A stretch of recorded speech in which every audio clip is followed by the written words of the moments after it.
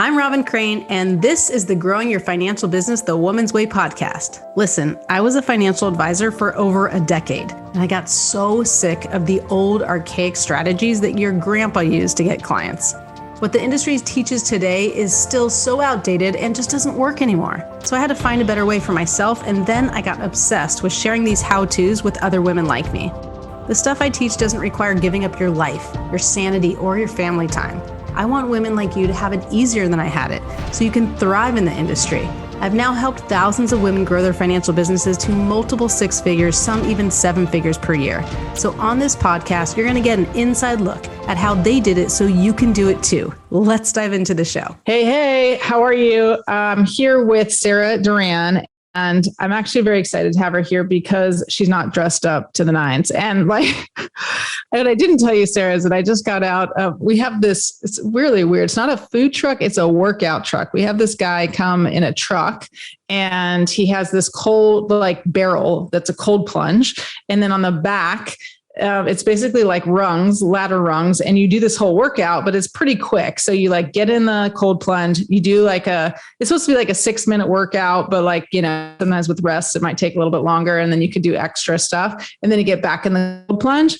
Anyway, I did that about, 45, maybe an hour ago. And then I got on the call. And so I'm in my quick got out of the cold plunge gear. And I was just happy that you weren't all dressed up. So that's my first excitement for that. And then secondly, because you seem cool and you have lots of tattoos, and I've never had a tattoo. So I feel a little bit less cool in you, but other than that, pretty good. So she is a solopreneur coach. She helps freelancers and coaches really build business to a place where so they can live the life they want, right? I always say ideal business, ideal life. So I think we're aligned there. And she's been in business for over a decade for a project. Her company is a project management company, and she does a lot, again, with now helping the solopreneurs. And I'm sure many of you who are listening here might not have a big team, or if you have any team, maybe it's just an assistant, and probably you're in that category. So tell us a little bit how you got into that and why that's so important to you. And we'll start with that. Sure. So I had what I now think back on as my first midlife crisis, where I had you don't even look like you're midlife yet. So you look like you're not even 30. You're probably not 30, right? Oh, God bless you. I'm 38. Oh, wow. Don't let the Zoom filter fool you. Oh, the Zoom filter. Do I have the Zoom filter on? Because that's what my COO was saying this morning. She's like, I look way worse than Zoom is telling you. And I was like, well, you look good to me. And I'm like, man, do I have, she's like, I have all the filters on. I'm like, how many are there? Because I need more, because I just put on, I was thinking though, actually, as I was going to the bathroom to put on a little bit of makeup, I was thinking, why doesn't Zoom have the Snapchat type filters where I could just be wearing makeup? It does. It does. I do not have that filter on, but I have been on calls with people that have that, where it's lipstick. Oh I don't know how far it goes, but I know there's I just need some eye makeup, really. Yeah. It does get a little bit weird when you move your face and your lipstick doesn't move. Oh yeah. See, that's the problem with the background thing too. I'm like, oh yeah, it's it reminds me of Back to the Future. I don't know. Mm-hmm. Well, you're 38. You're not as young as folks. So, when he starts to lose his hand, that's what just reminds me when everybody is they pick up their water bottle and it's a disappearing hand. Okay. Yep. Yeah, the Zoom filter is for real. Sometimes I'll get on a call and Google Chat or WebEx or something, and I'm like, oh no. Oh, yeah. I'm so tired. Oh, I know. And then even I think for those sort of, I don't know, meetings, whatever they're called, but they don't even let me use my good camera. Mm-hmm. So not only are you not having a filter, but then you also don't have a good camera. We will talk about business eventually, but first, Zoom filters are much more important. This is the good stuff. It's for real. It's for real. But I appreciate that. Maybe those tattoos are just a filter. They're not really real. It's just the Zoom filter, the tattoo. That would be cool. That would be really cool. We have a lot of inventions to make right here. Yes. Sorry. Now how did I get here? Okay. So I had my first, I don't know if it's even midlife crisis. Yes. I was just I got my dream job, and about 6 months in, I was this isn't making me happy. Why isn't this making me happy? This is supposed to be my dream job. I quit. And I wasn't planning to be a freelancer or solopreneur consultant, whatever the terms are that I think folks associate with people who end up being independent contractors, basically. And then the universe sort of decided that was what I was supposed to do. I picked up some contract work to make ends meet. And while I was trying to figure out what my next thing contract work, doing what though? Like consulting? Yeah. So, project management, and like project strategy type. So what was your dream job? Project management? Well, so my background is in K-12 education, actually, and I mostly worked in the nonprofit sector. And so I got this job running like a program for a nonprofit, and I was making a lot more money and had a lot more autonomy. I was working from home. Like it had just like checked all the boxes that I thought needed to be checked. And then I realized that once I checked all those boxes, it still wasn't like totally happy. So the contract work turned out to be pretty lucrative. And within a year, I'd started my own company and started to realize this like incredible amount of freedom that working for yourself gives you. And not just freedom, but sort of like control over how you spend your life, control and flexibility over how you spend your time, the things you get to do with your family, the things you get to do for yourself, and also the type of work and people you get to work with. Well, that might be also an added benefit. Fair, totally fair. Depends on your situation. But anyways, I was just like, why did I never even think this was an option? And so about 3 or 4 years ago, I was like, I need to help other people like do this. Like I have to help other people achieve the same level of freedom. Because even once you start like working for yourself, it's not like you just start working for yourself and then you're like, oh, this is amazing, right? Like it takes so much freedom. Well, right. The joke is like when you're an entrepreneur, you get to work whatever 100 hours a week you want. That's correct. The big joke, right? Yeah. When I first started as a financial advisor, it was like, first it was super hardcore just to pass the exams. And like, I was just studying all night, studying late and just trying to pass the exams. And then you start working and you got to work with anybody and everybody and your list of 100, like friends and family and all this stuff. And then I remember just working like 80-hour weeks going like, what the heck? Like, I thought this was going to be freedom, baby. And it was so hard. There was not much freedom at the beginning, but it happened eventually. So what is it, some of the core things that you teach people so that they can have that? Because I think part of it is like, I think a lot of people listening here aren't necessarily like trying to leave their corporate, Sure. I think most of them are already kind of growing their business, since the name of the podcast is Grow Your Financial Business, the woman's way. But I'm just speculating because how do I know? But once they get there, I do think there's probably a lot of listeners who are just starting and they're trying to, make it work. And it doesn't feel like freedom and it does feel really hard. And it feels like you're like, trudging uphill. So what are some of the things, especially when they're new, that they can start doing that will help them get to that freedom and get to that, high quality of life that they're after faster? Sure. So I think what I learned retroactively about my own business, and then this has been for me over and over again, every time I work with another, any type of solopreneur, consultant, independent type of worker, is that getting super clear on the front end about what you need to get out of your work is really important. And a lot of us, me included, don't do that because it's just nose to the grindstone, right? You're just like, you have a definition of success and you're just going to do whatever you have to do to get there. And so I always have people focus on 3 things in the beginning, which sound very simple, but are much harder when you really get down into them. So my pen out. Here we go. Life-changing stuff right now. So who are you? Why do you do what you do? And what do you want out of your work? So who are you? Why do you do it? And what do you want? And I think a lot of people, again, myself included 100%, get into a place where you just are going through the motions to a certain extent. And you get to a place like I did with that quote unquote dream job where I was like, oh, I thought this was what I wanted. And then I get there and I'm like, oh, maybe this is definitely not what I wanted. And so doing some really intentional work up front to think about like, what do you actually want to get out of your work? How do you build a business around what you want your life to look like? Instead of building your life around what you want your business to look like, is I think the key. And then from there, there's all the like, I mean, that's like the bottom of the pyramid. The pyramid stacks from there up, for like what you would think about as quote unquote traditional types of like business coaching.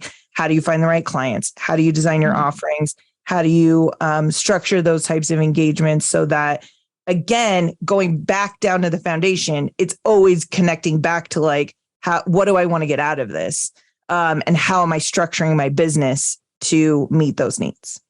Okay. So let's unpack that, because you're like, it's really simple. It's going to sound simple, but like, who are you? It's like, existential crisis. Like, I don't know who I am. Like, I feel like it's really hard for people to answer. And my daughter, she's 16, but she started doing these YouTube videos, and she had like this kind of like existential crisis. Like, it was like that whole thing, but it was like, who am I? And I feel like that's the like typical thing that we see in the movies or whatever. Who am I? But how do you answer that? Like, do you have an exercise that's like I know I've done this exercise. I don't know if you know Lisa Nichols. She's a really very successful motivational speaker, but she had us do this exercise at this mastermind that I'm in. It's like, you go to somebody and you start with like all these people, like these, well, this is all women, but you're in this group and you basically get there. You don't know anyone, let's say, and some of them do, but I didn't.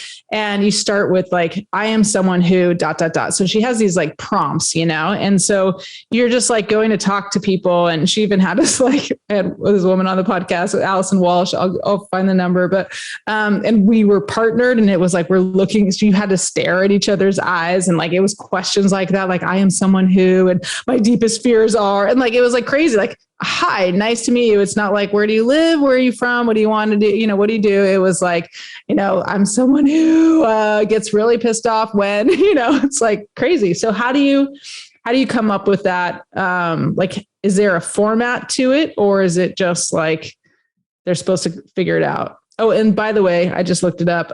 Episode 117 from April 12th with Allison Walsh, who's amazing. Not only did we glare into each other's eyes, she also is incredible at building your brand, which you need to do. And I'm sure Sarah would agree with that. Okay. Yes. But going back to the question, how do you figure out who you are? Yeah. So, it sounds like a simple question, right? But almost every single person I've ever done this work with, they're like, so I have like a series of questions that I like go through with people about like, what are your strengths and weaknesses? And then there's like sub questions under that to dig a little bit deeper, right? If you have some sort of like personality or like strengths assessment, like an Enneagram or something like that, those kinds of tools can be really helpful for answering questions like this.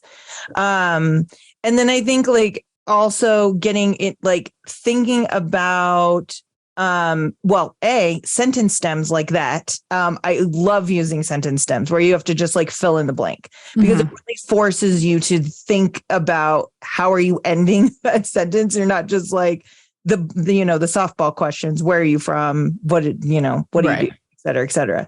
But really it is again, it sounds simple, but it really is like, what are you good at? What are you not good at? What do you love?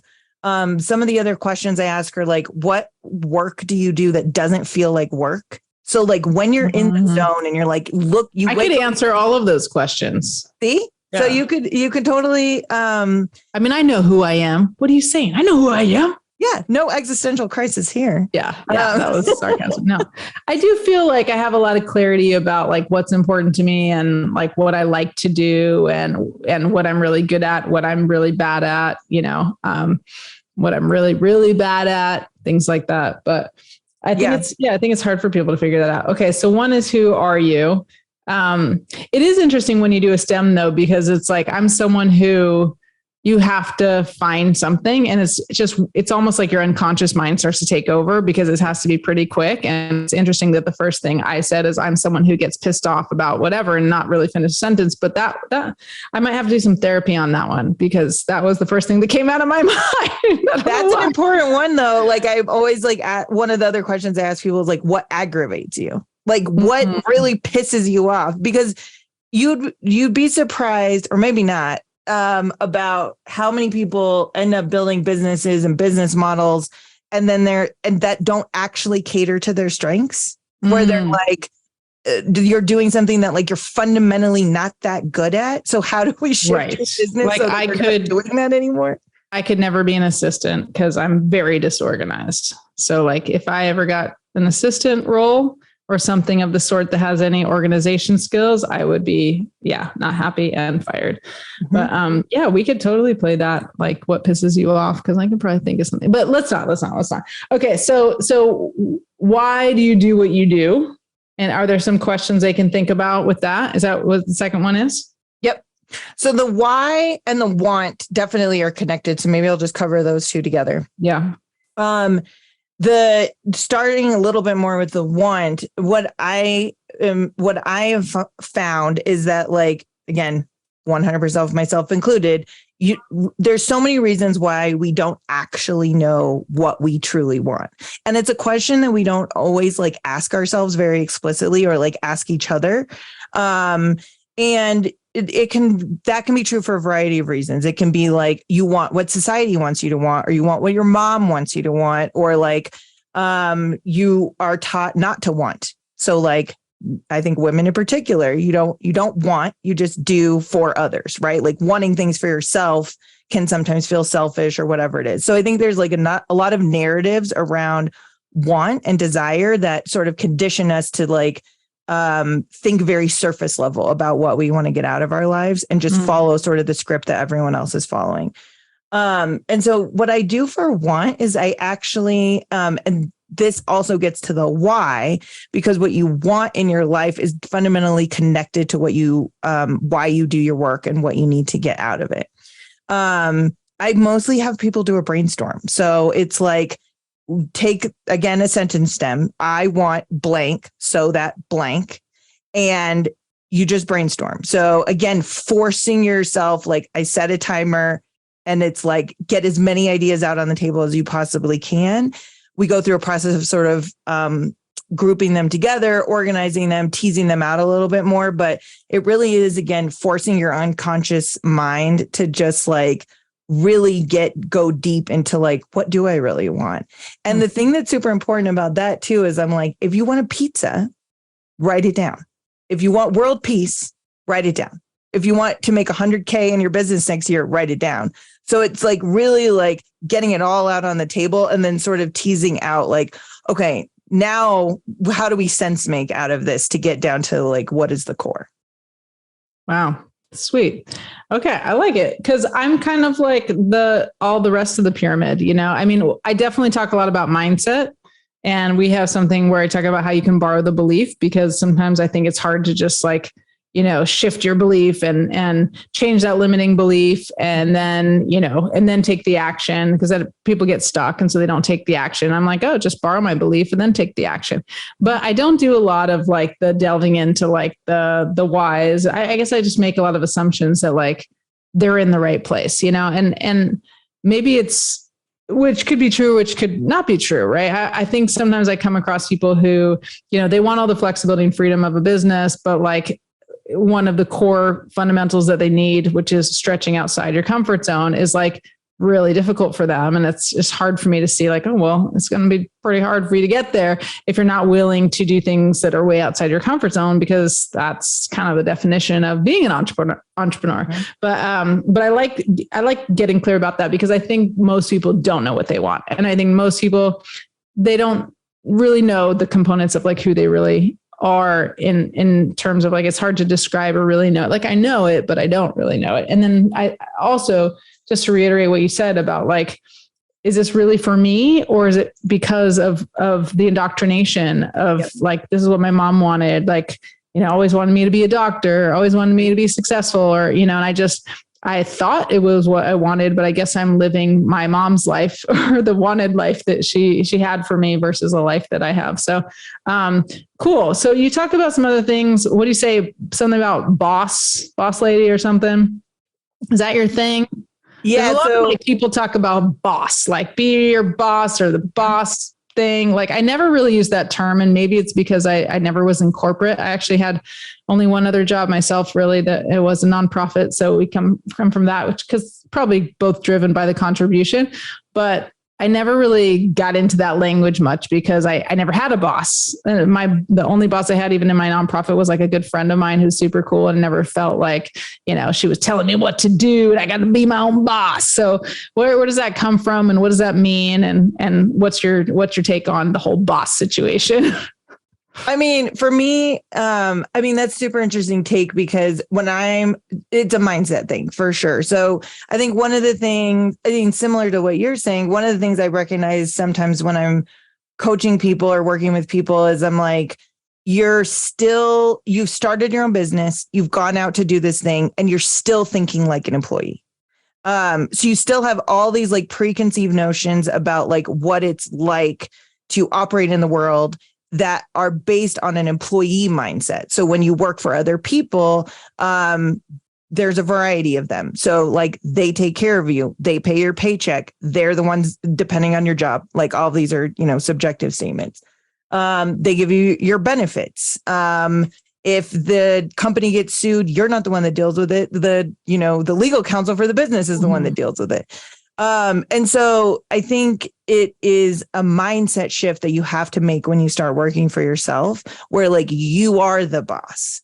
And it encompasses all types of things, from like how you think about your money, how you think about pricing yourself, how you think about positioning yourself with your clients, to how you think about developing yourself. So it's no longer like someone is professionally developing you, and you have like an annual review, and like you set these goals and someone else holds you accountable to them. Like you're 100% accountable to like, if you feel like something is off, then like you need to go out and figure out how to fix it. You need to be the one to take the class or get the coach or do whatever it is.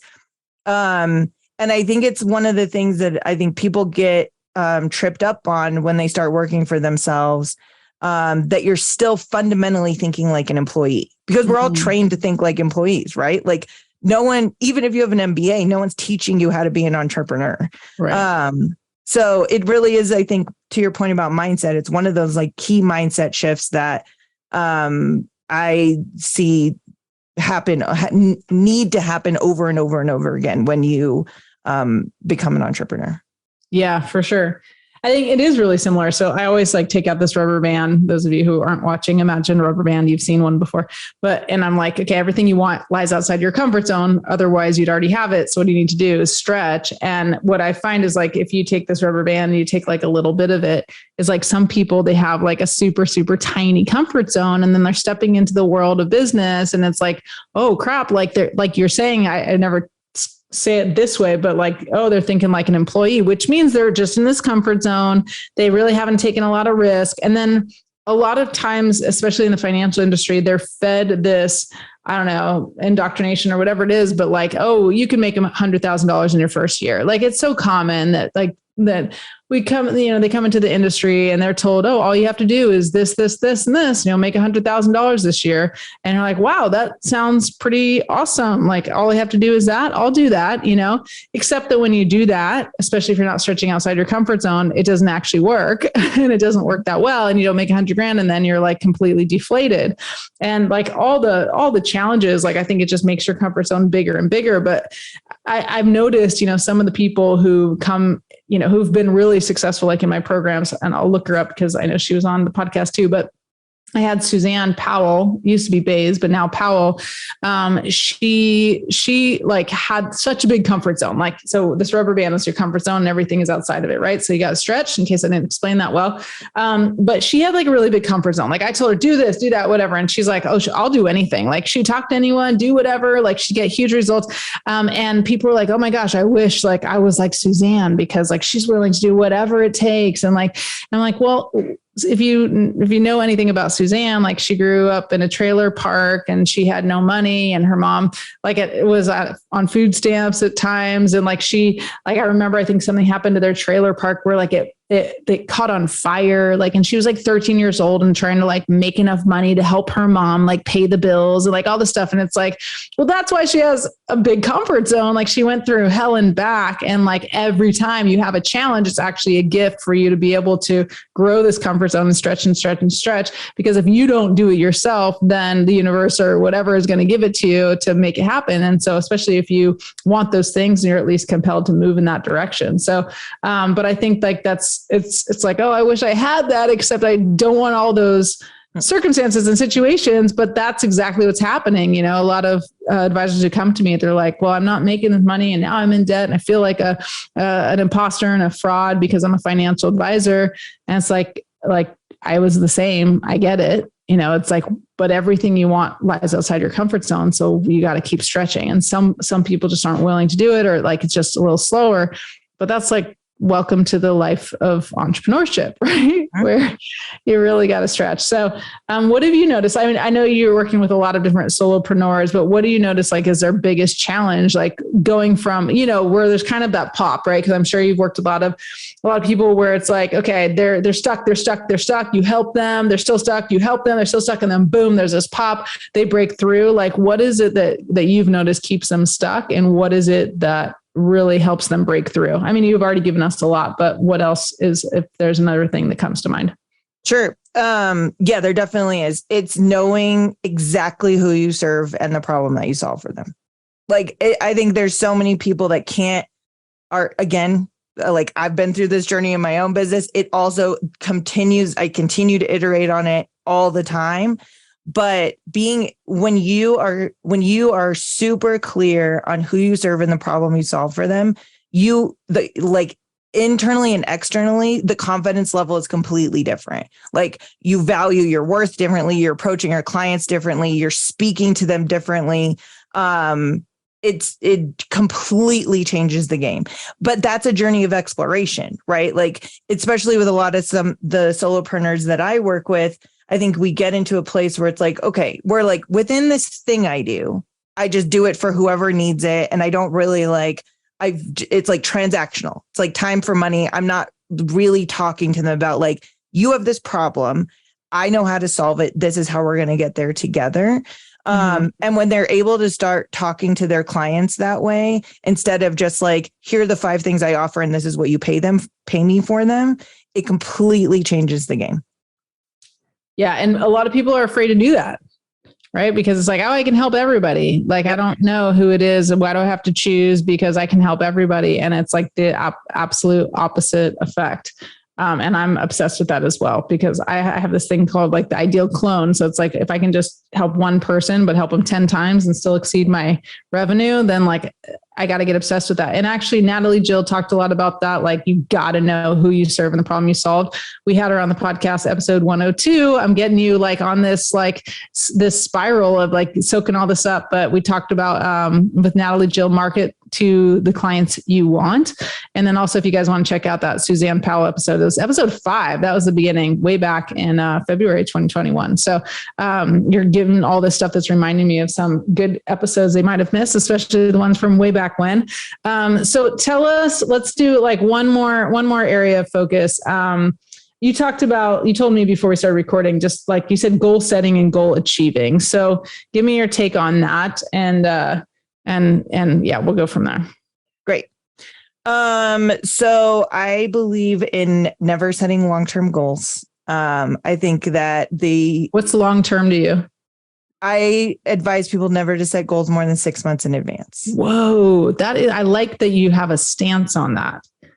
And is it goals different than a vision? Like, can you have a vision for? Totally. You have to have a vision. Yes, okay. Yes. So the vision could be long-term, but the goals are short-term. Right. Which goes back to the who, the why, and the want, right? Like those 3 things have to be locked in, even though those also change. So like, let's just keep in mind that like who you are today is not who you're going to be tomorrow. Right. But yeah, so I will have people set what I refer to as like milestones, like more softer type of targets, a little bit, maybe up to a year in advance. But I've realized like this is like key, like project management strategy is like, you're really just like doing work in short-term sprints. So you're setting a target about like 3 months out. You're planning that quarter, you're revisiting it as you go. And then when you get close to the end of that quarter, you're thinking about the next quarter and thinking about the next quarter and thinking about the next quarter, because we change, the market changes, the world changes. Like I think, 2020, 2021 taught us this very clearly, even though that's always been true, is that you don't know what's going to happen. Some of the best things in my life are things that I never saw coming. And if I had set like very concrete goals where I just had blinders on, it was like only super focused on this one thing, I would have missed some of the best opportunities in my life. Give me one example. I'm so curious. I mean, like working for myself. Okay. Like if you had asked me a decade ago if I would be working for myself, I would say absolutely not. Like, absolutely not. And it was me just like testing the waters and like feeling things out and just like following the threads that has led me to where I am today. But yeah, so I would say I call them short cycle goals. So you got to have a vision. You got to understand those like 3 key pillars in the beginning. And then you need to have a flexible strategy for setting targets and constantly revisiting them as you move toward them.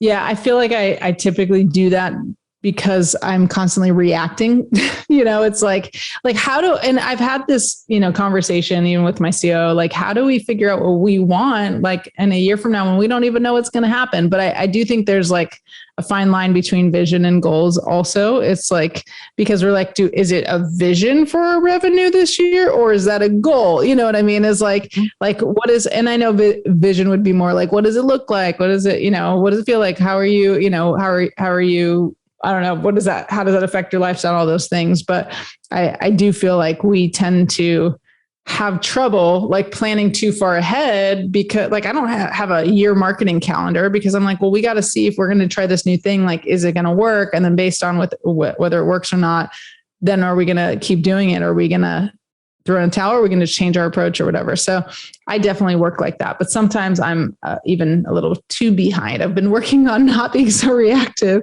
And so I can be a little bit like, proactive, but this is super awesome. I love it. It's just fun. Okay. Last question. And then you tell them where to find you. How many tattoos do you have, and which one is most significant, and tell me why? Oh, great question. Okay. Sorry. I got to count. You don't know? It's kind of like if I asked you, it's like if I asked you how many guys have you slept with, like you're like, let me count. Well, you should just know that. 1, 2, I think I have like 9, but like my biggest one, the sleeve was like multiple tattoos. That like, right. I can understand that one. So that's sort of why the count. So I think there's like 9, maybe 10. Okay. And which one is most significant and why? So I would say the sleeve is the most significant. This is Kali. She is the Vedic goddess of, most people would classify her as the Vedic goddess of death, but I think of her more as the goddess of freedom. So she's definitely the most significant. Okay. And you live the life the way you, just like your tattoos, that it's all about freedom, having what you want, creating the business that you want, life that you want. Love it. Awesome. Well, thank you so much. Where do they find you? This is great. You can find everything about me on my website, which is fruitioninitiatives.com.